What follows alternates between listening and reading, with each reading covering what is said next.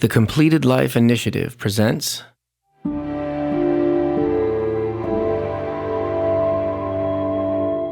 Voices of the Completed Life.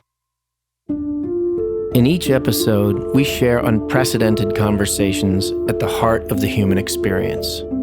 Our hosts dive into honest dialogue about mortality, loss, and grief, as we hear firsthand from individuals who seek to avoid life-limiting maladies in a body that may no longer serve them, and who instead aim to celebrate their lives as completed.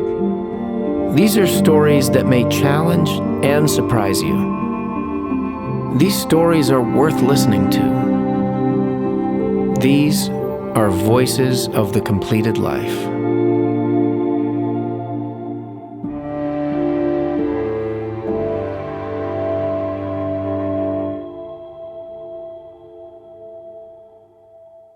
Welcome back to the Voices of the Completed Life podcast. This episode presents an edited version of the first half of a live event originally aired on March 10th, 2022, entitled Breaking Barriers, a Response to the Story of Sheryl. Hello and welcome to today's panel discussion. My name is Sarah Kiskadden-Bechtel, and I'm the Program Director for the Completed Life Initiative, and I'll be your host today. At the Completed Life Initiative, we promote self-determination and dignity at the end of life. If you are new to our event programming, please feel free to explore our video archives on our website after today's event at www.completedlife.org. Today's panel discussion explores the complexities of our inaugural podcast narrative, The Story of Sheryl. Today's esteemed panelists will discuss the elements of Sheryl's story that intrigue our listeners, you, in both episode 1 and episode 2 of the Voices of the Completed Life podcast. What does Sheryl mean when she says she is one fall away from having a bad death? In what ways does Sheryl want to have a gentle death? What are the challenges that she faces in achieving a peaceful, completed life? Whether you are new to our Completed Life community or are a returning attendee, we invite you to ask and think about lots of questions. These sessions are invaluable learning tools meant to empower you to have an informed conversation for yourself and with your loved ones about the question, what does it mean to live a completed life? A little background on our speakers. Dr. Mark Ligorski, MD, attended Columbia College and then received his medical degree from the Autonomous University of Guadalajara School of Medicine. During his years in Mexico, he helped run the La Señora de la Merced Clinic, where he began to appreciate the challenges of providing healthcare to disadvantaged people who had different cultural attitudes to health, sickness, and death. He completed his psychiatric training at Westchester Medical Center and psychoanalytic training at New York Medical College. In general private practice for many years, his work has encompassed adolescent psychiatry, eating disorders, human sexuality, Buddhist spirituality, death and dying, and most recently, psychedelic medicine. Dr. Paul Menzel, PhD, has published widely on moral questions in health economics, health policy, voluntarily stopping eating and drinking, also known by the acronym VSED, and advanced directives for dementia. Professor Paul Menzel taught philosophy at Pacific Lutheran University from 1971 until 2012, where he became professor emeritus, having been educated at Worcester, Yale, and Vanderbilt. Teaching widely in philosophy and cross-disciplinary curricula, he has also published specialized scholarly work in healthcare ethics, including 2 books on moral questions in healthcare economics, numerous articles on health system structure and healthcare reform, and in 2012, a co-edited volume on the tension between treatment and prevention in health policy. He has also served Pacific Lutheran University in various administrative positions, including provost, and became professor emeritus in 2012. Paul's a member of our esteemed advisory board at the Completed Life Initiative, and he recently co-authored a book published by Oxford University Press in 2021 entitled Voluntarily Stopping Eating and Drinking, a compassionate, widely available option for hastening death. And last but not least, Dr. Lew Cohen, MD, is a Guggenheim Fellow in Health and Medicine and a Professor Emeritus of Psychiatry at both Tufts and the University of Massachusetts. Lastly, he's working on his third nonfiction book for the general public entitled Winter's End, about a man with Alzheimer's disease who took his life. Welcome, Lew, Mark, Paul. It's an honor to be with you here today. As I've mentioned, today we'll talk about the story of Sheryl's completed life. And just to frame the conversation, since Sheryl was the debut narrative that we featured in the Voices of the Completed Life podcast, just a reminder that Sheryl's voice is one voice of the completed life. And this is the beginning of an ongoing discussion or examination of the completed life. In this series of responses to our podcast episodes, this event today being the first of many to come in a series, this is not the only completed life we'll talk about, merely the first. So with that, let's begin our conversation. So let's start by talking about the completed life as an overarching conceptual theme. Who gets to say what is a completed life? Is this something that can only be answered by an individual? And how does someone wrestle with it? How do they get to the point of deciding their life is completed? Paul, let's start with you. In thinking about the completed life for my own life, it's not imminent. My life isn't nearly complete in my own view now.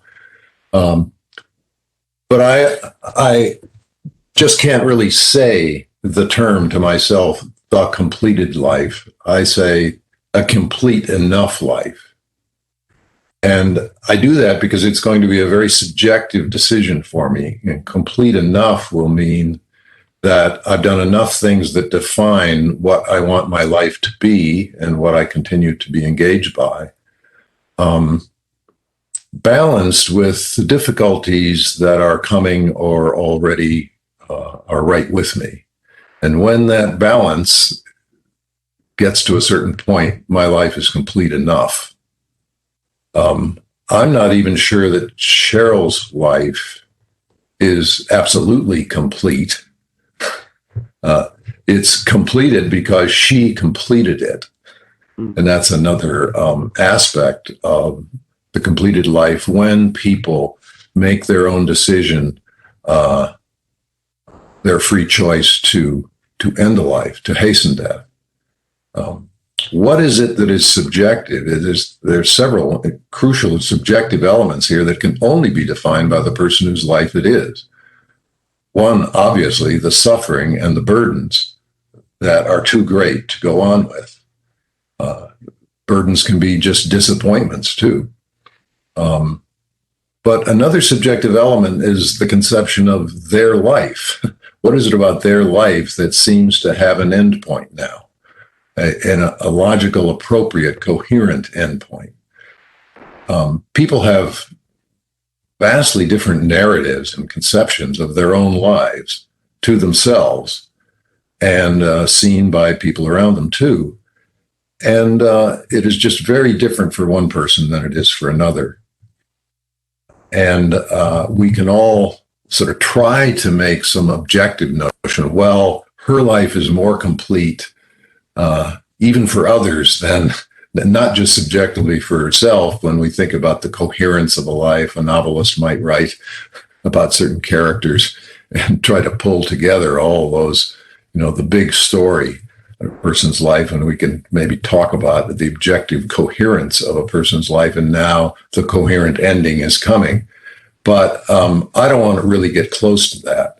A novelist may do it, but I don't think in real life, certainly not in caregiving situations, whether it be just family caregiving, friend caregiving, or professional caregiving, that we should get even close to that.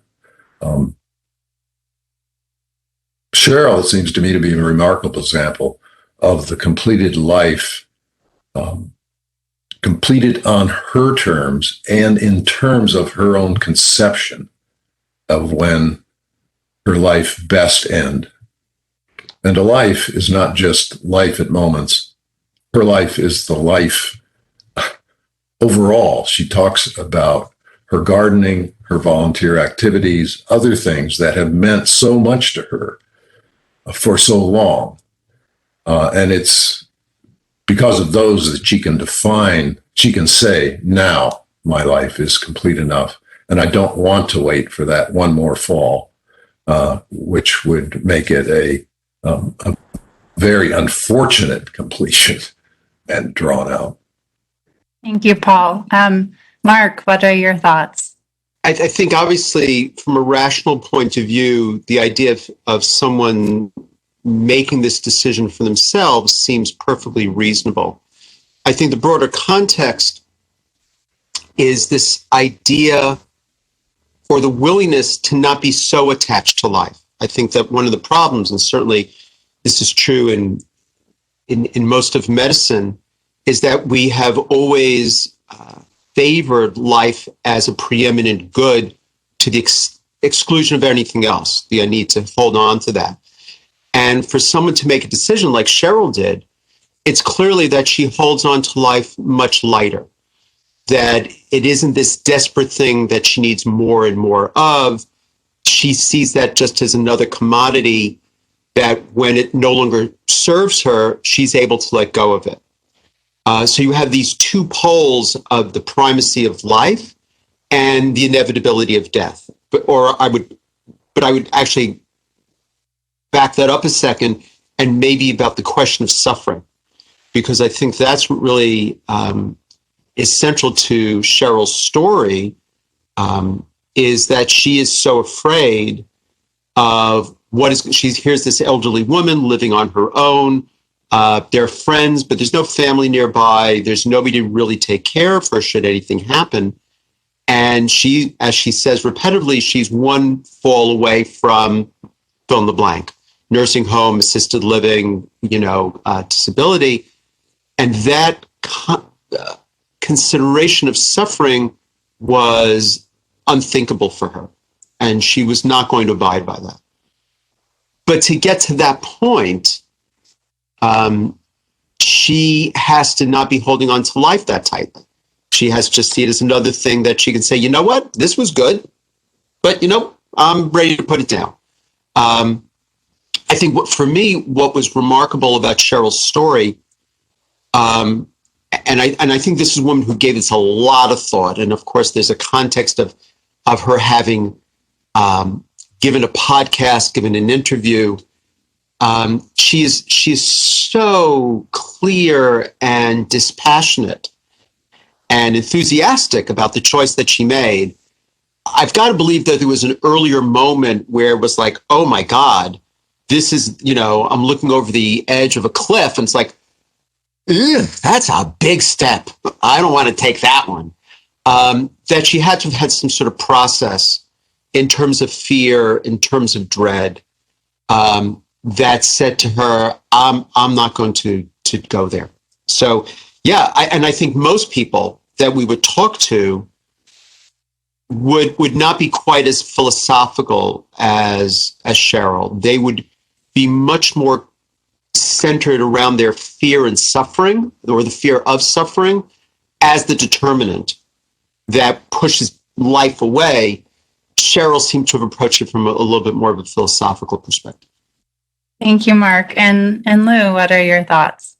Well, let me bring up something that Mark, as a physician, can also relate to, I'm sure, which is that when I was a medical student, the expression "a completed life" was never mentioned. When I was a psychiatric resident, likewise, never mentioned. And quite frankly, in all of the subsequent academic courses that I've been in and presentations that I've listened to, this was not something that was spoken about. Had a conversation, telephone call yesterday with a Dutch philosopher. She identifies herself as an empirical ethicist, has been doing research on a completed life in Holland. And they have their own definition of it, which I think differs from what the foundation has chosen. But I want to speak to it because she talked about a movement that has been going on for a number of years in the Netherlands. And it consists of a belief that elderly people who do not have major psychiatric disorders, who do not have major physical disorders. They may have some chronic things akin to what we heard about with Sheryl, who was repeatedly falling and probably had some significant frailty. But the movement was one that, at least in the Netherlands, that folk who did not fall into either of those categories, they weren't terminally ill, dying of cancer, they were not prone to major psychiatric problems throughout their lives, that those folk who sort of fit in what we would probably call the non-pathological or normal route were entitled to make some decisions about bringing their ends to a life. And it reminded me of, again, when I was a medical student, my mother taking a quick look at my psychiatric textbook that we were working on and at one of my internal medicine textbooks and saying, where's the normal in this? And pointing out quite properly, and it hasn't really, that imbalance hasn't been redressed since, medicine is about pathology. And so Mark and I come in as physicians into this, and we're dealing with phenomena when we meet somebody like Sheryl that we're not prepared for.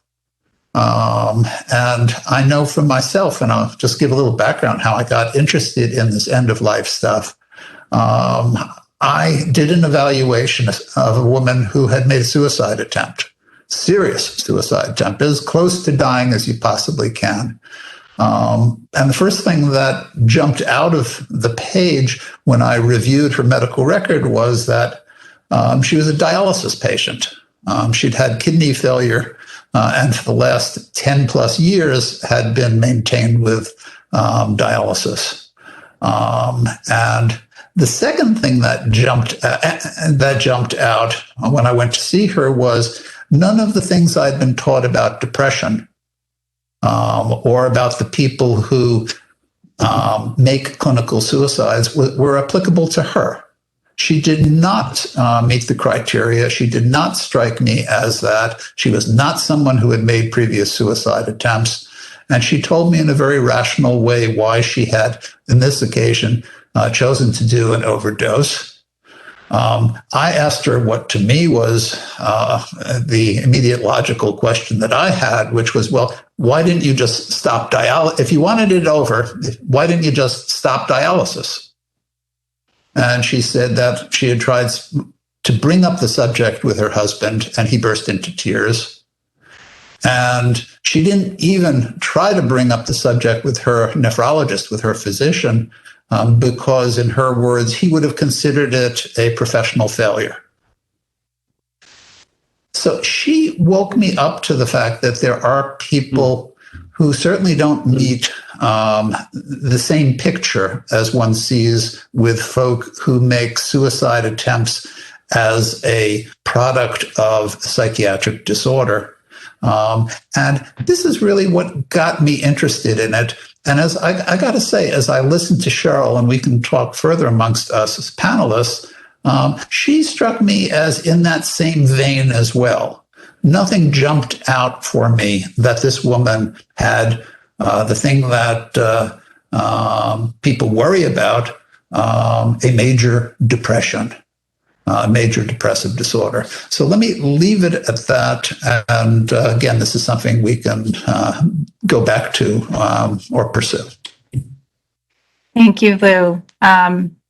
So I want to touch upon a point that you mentioned, Lew, as well as you, Mark, about the point at which perhaps the life no longer serves a person, and at what point one might wish to say that their life no longer serves them, whether it's decided based upon body frailty or some other determination. Perhaps reframed in the terms of the life serving the person living it, how can you really defend perhaps that the fact that the person must continue living their life or is wrong to make the determination that they no longer wish to continue living their life if their life no longer serves them? What are your thoughts? And feel free to jump in. Well, again, I think it got, I like the story that you told, Lew, and what this woman was saying, that we don't talk about this with patients. Again, I'm going to talk about this within the clinical setting, that we don't talk about it with patients because it has that quality of failure, right? Death is failure for the medical community. And so the idea of saying to somebody, again, let's say we were going to present this as an idea, like, hey, what do you think about dying? You've been complaining a lot about your life. Like, do you really want to keep on going on like this? In fact, I brought this up with a patient of mine, and he thought I was being facetious. He thought I was poking at him, a guy who's in terrible suffering, and there was no sense that suffering was going to end anytime soon. So you have to start by shifting the ground of saying that the maintenance of life at all costs is not intrinsically a good. And we'll start from that perspective. Once you've accepted that life doesn't have to be held on to. And again, Lew and I are of a generation where you just did everything. I remember doing my medical residency before I did psychiatry. There was no such thing as do not resuscitate. And every code I ever ran to resulted in somebody dying, a violent death. And there was no option, Now we have a different view of that. So if you start from the perspective of life as something that could be no longer valuable or no longer necessary, then you're right. There's that personal agency about that. I think that although it's a personal decision, it has to have a certain kind of commonality that we can all understand, within a community. Otherwise, it will feel to others as random and maybe even gratuitous that somebody would have ended their life. So people will understand, like, again, going back to Sheryl had a whole series of criteria. I want to be able to my garden, I want to be able to, I want to serve to my community. These were her three criteria for when her life was going to end, and made perfect sense. And I think anybody listening to Sheryl would understand the logic behind that. If somebody said, gee, I think I want to end my life because it's Tuesday, I don't like Tuesdays, that probably wouldn't fly. So that would be my only caveat with self-determination. You're listening to Voices of the Completed Life, a podcast brought to you by the Completed Life Initiative. Learn more about the Completed Life Initiative and donate to our cause at www.completedlife.org. We provide groundbreaking presentations about the right to control one's own end-of-life experience. We explore legislative options for expanding the eligibility criteria for medical aid in dying within the United States, and look to other countries around the globe in support of the right to die. We empower people to ask, what does it mean to live a completed life? Spread the word about The Completed Life on social media by using #CompletedLife. And now, back to our episode.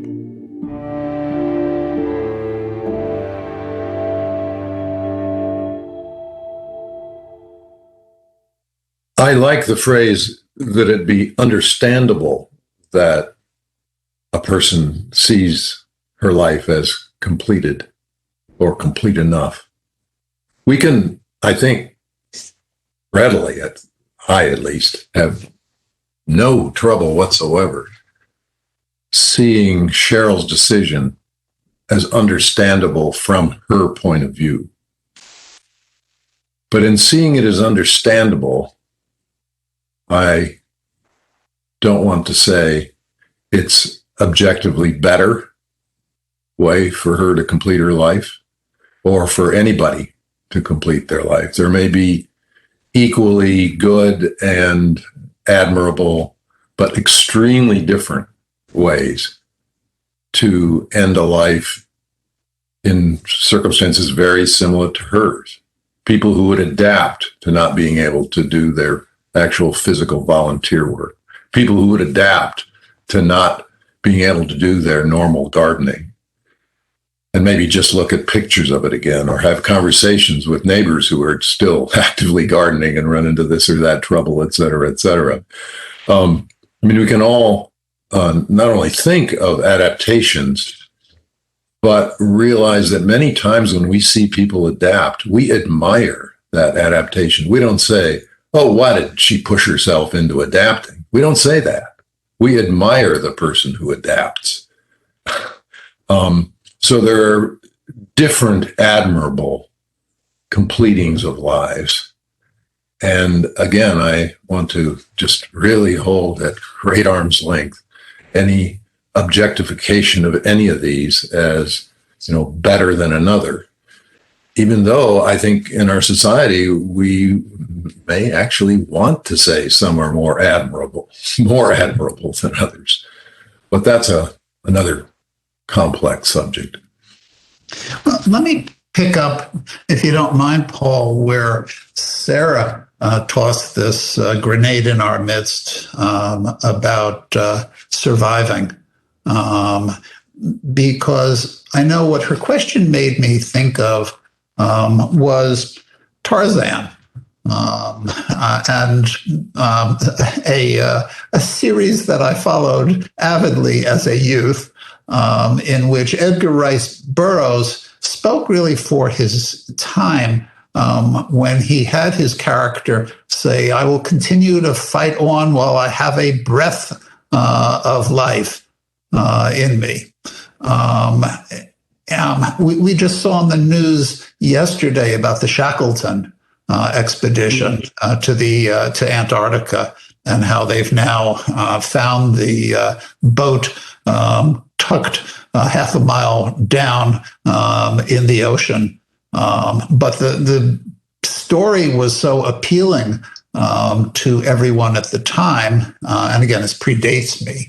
But it speaks to the previous generation, because Shackleton, locked in the ice with his men, didn't say, "Okay, guys, let's all kill each other. Let's all take our lives." What he did was he split off in little boats and rowed, for hundreds of miles to safety, and came back with others and essentially rescued his entire expedition, which was, and the guys who were left behind didn't say, "Okay, we've had enough. Let's find ways to end our lives."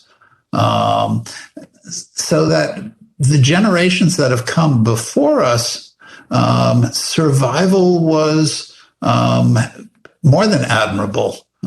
It was really an attribute that everyone sort of felt made for a great story, made for heroism. And what I think that Sheryl presents is a very modern, different version of things. Paul, when you're saying we shouldn't just sort of say what she did should be our model, I mean, that's correct. I think there are absolutely different ways of looking at things. And yet at the same time, I think many of us who listened to what she had to say thought, what a heroic lady. What incredible bravery in terms of what she's saying and how she is fighting against what seems to be an instinctive human quality, which is to survive, or what the more religious amongst us would speak of the sanctity of life. Well, again, I think that, if it's appropriate to see about this over time, right, that, our lifespan now is much longer. Let's go back 100 years, 200 years, and the lifespan was much shorter. To have a choice about living long, frail, wasn't that often a choice. Events would catch up with you a whole lot quicker than they do now. So I think that we're in a different kind of situation, just in the same way. I mean, the irony of in a world where starvation and malnutrition exists, we in the United States talk about dieting all the time. It's on the cover of every other magazine. So I think the same thing is true about what happens when you have and this might not be the right language, I apologize, an overabundance of life, and therefore have you wandered into a territory where you're now struggling, right? Dementia would not have been an issue maybe back in the 18th century because you didn't live long enough to get demented, right? Who ever got demented? You went out in a blaze of glory, or because of typhus or typhoid or malaria, something like that. Now we talk about dementia all the time as one of those really horrible things. And again, that's in Sheryl's story again about one of her being primed by these stories of bad deaths, and one of them, or more than one, having to do with that.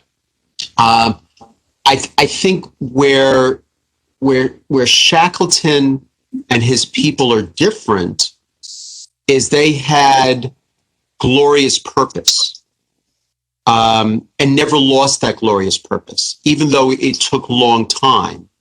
The fact that they were there stuck on the ice for several years, they were still imbued by that purpose.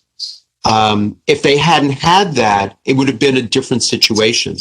So in their case, I'm going to work on the assumption that hopelessness never arose for those guys.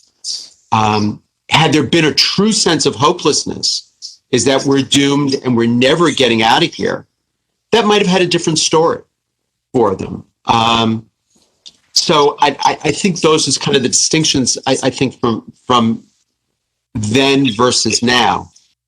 So Mark, to your point about, the frailty of life and contrasting survival with kind of a prolonged, good enough life, but life that is stretching for a very long time and perhaps, has the normal, challenges of everyday living accompanied with aging, of, perhaps the predisposition to falling frequently or things like that. And to Sheryl's point about being one fall away, it reminds me of a quote you reminded me of yesterday, Mark, from Bilbo Baggins and the Fellowship of the Ring. Of, I feel like I've been stretched way too thin, like very little butter over too much bread.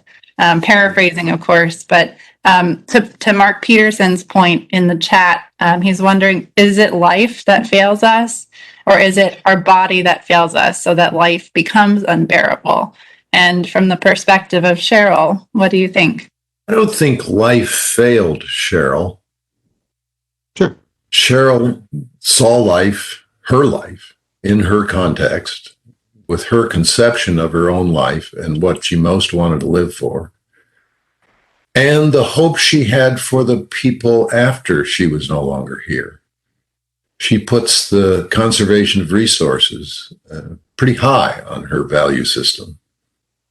So she doesn't give up hope. She has a lot of hope. It's in fact her hope for things after her life ends that motivates her to end it now, in part. It's not the only reason she ends it. Yeah, I think that the most common thought for people is about the body failing, right? And the suffering related to the failure of the body and the presumption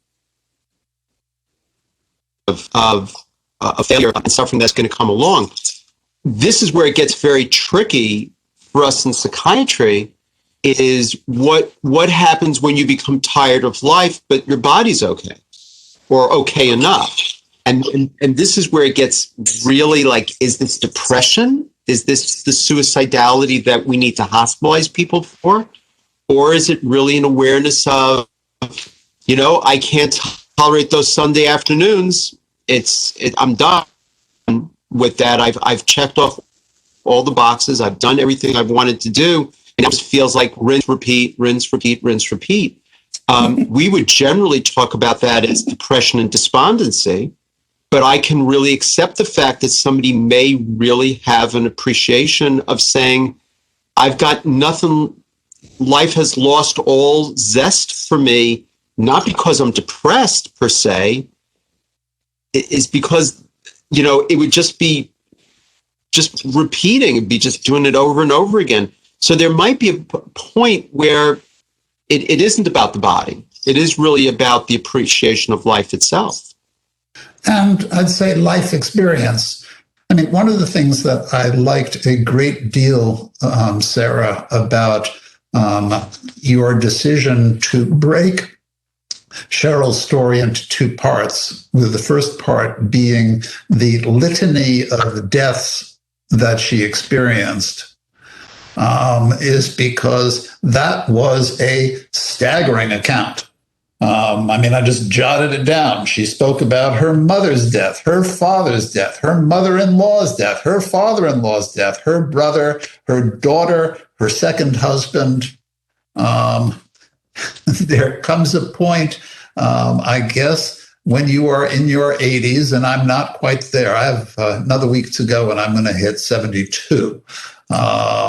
So I'm not that far away from it. But there comes a point, I think, particularly nowadays when you're in your 80s, where whether you're unlucky or lucky, you've accumulated a lot of baggage in the form of people who you loved dying in different ways. Lew, are you talking about the fact that she lost people or the quality of those losses? Really both, because I think with each death that we have, that she had, she lost a part of her personal history, part of her life, all the interactions that she'd had with her mother, only were left for her to remember by and large. Same with a father-in-law or the daughter. So I think each of those is a punch. And then there was the quality of how they died, where she had some real bones to pick over either how medicine treated them or how fate had treated them. So I think both of those really, Mark, are what I'm speaking to. Personally, I dread the most the death of my wife, because we've had 40 plus years together. And when she's gone, not only will I not have somebody who I can elbow and say, who is that person? But I will have lost, all sorts of memories, all sorts of interactions. I will have lost, a person who is most important to me. I'm sorry, Paul. We certainly hear stories of people who say that without my beloved, life was no longer worth living. We also hear stories about people who do adapt. The ability of people to adapt, whether it to long grief, to physical impairment, all sorts of other devastating circumstances. Not everybody does adapt. Maybe not everybody is remotely even close to being able to adapt. But many people are just remarkable in the adaptation that they show to hard circumstances. And if I have any worry at all about the right of self-determination at the end of life and when to define the appropriate end of one's own life, I strongly stand by that right of self-determination. If I have any anxiety about that at all, it's that we're going to discount the capacity for adaptation.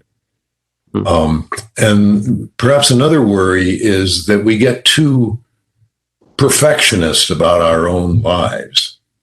Instead of saying, here's life, what can I make of it? And it's a sacred resource. Maybe I don't use the word sacred. It's just an amazing resource, life is.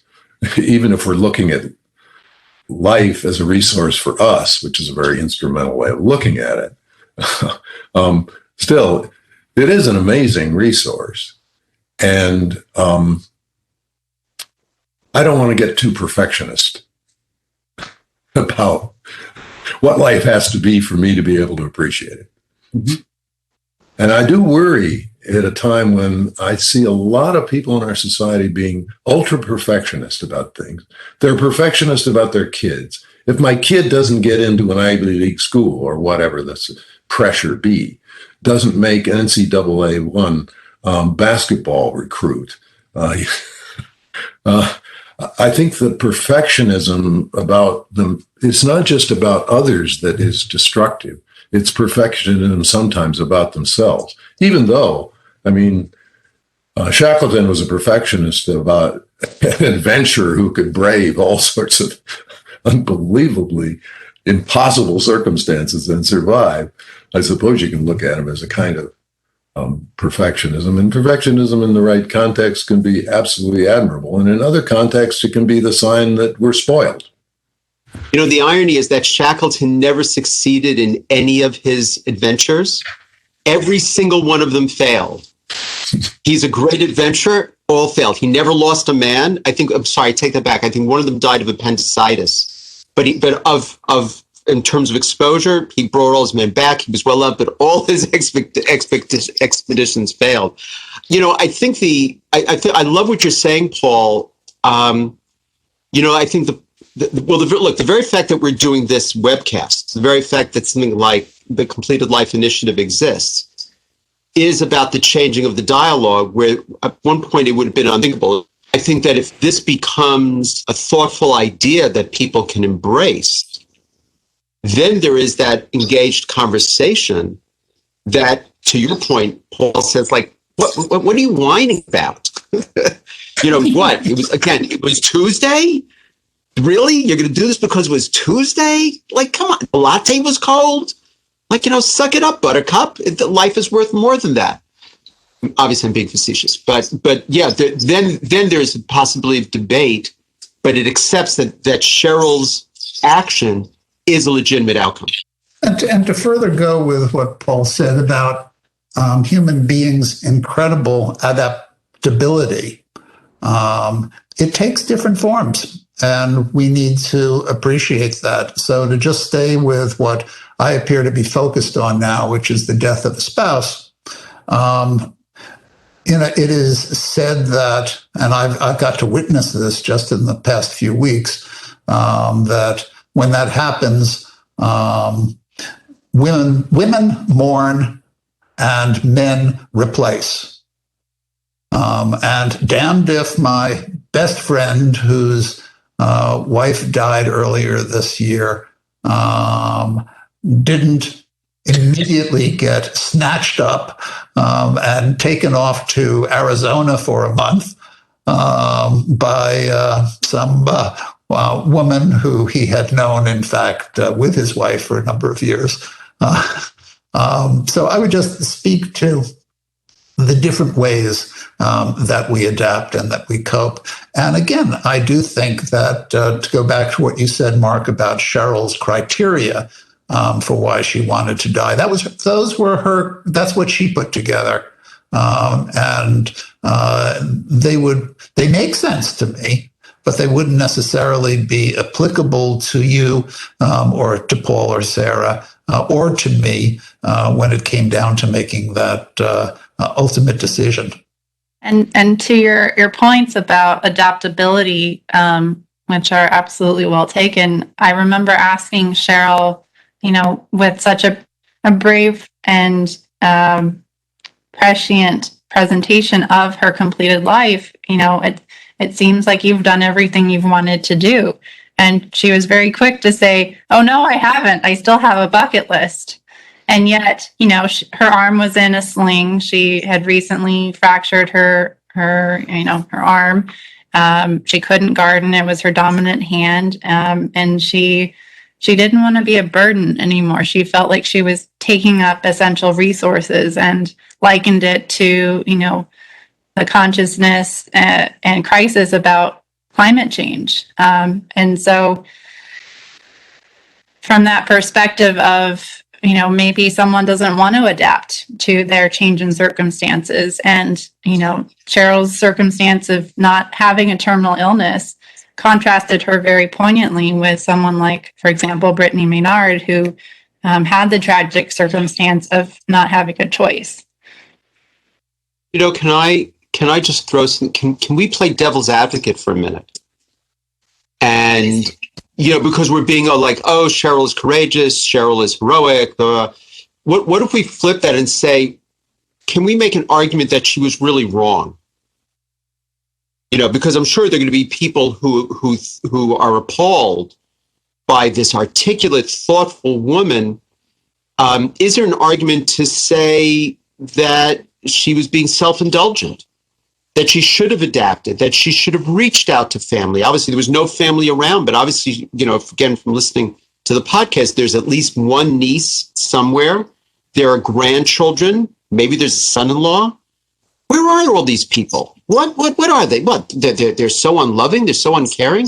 Can we make an argument that she should have done something different?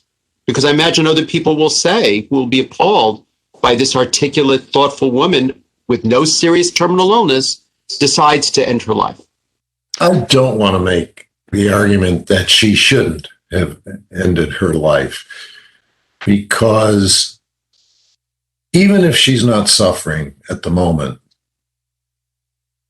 she's even rationally, not just in terms of her own values, but she's rationally afraid of the next fall, because the next fall will perhaps be much worse.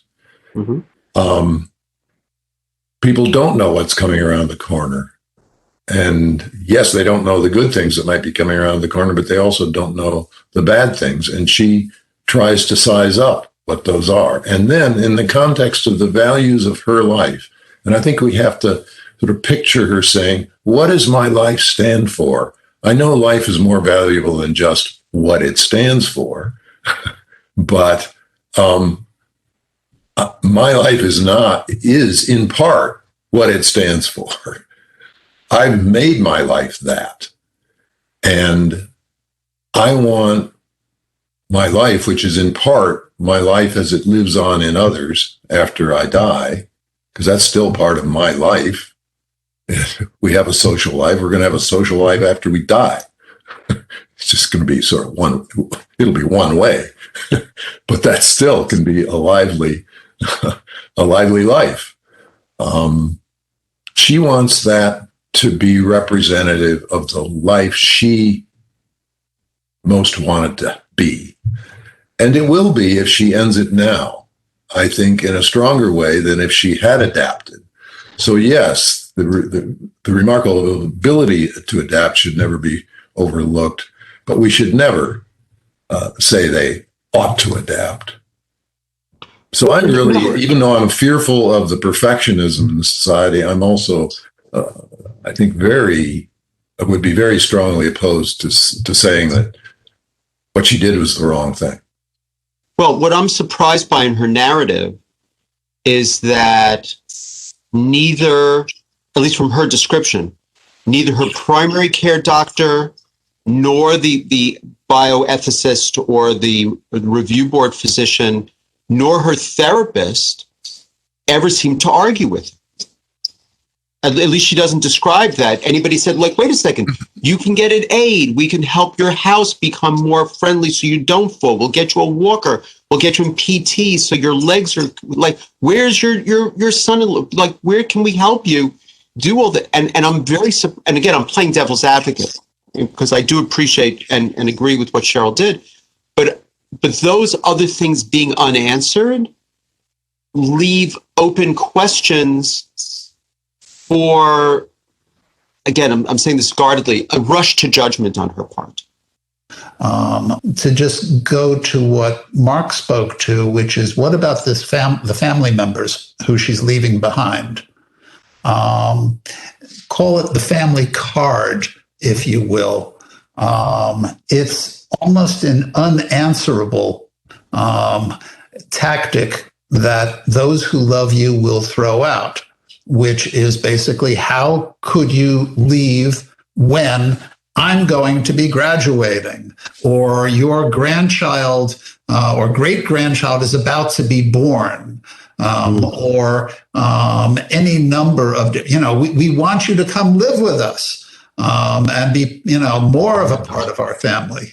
No, we don't really, but we're going to say that anything other than what you're saying to us, in which the meta message is, you're not important enough to me. That I should continue to live, that I should continue to bear whatever suffering I'm undergoing. The family card is incredibly potent, and it's sort of it's one that has a lot of juice to it. This podcast episode has been the first half of a live response event to the story of Sheryl. Stay tuned for the second half in our next episode.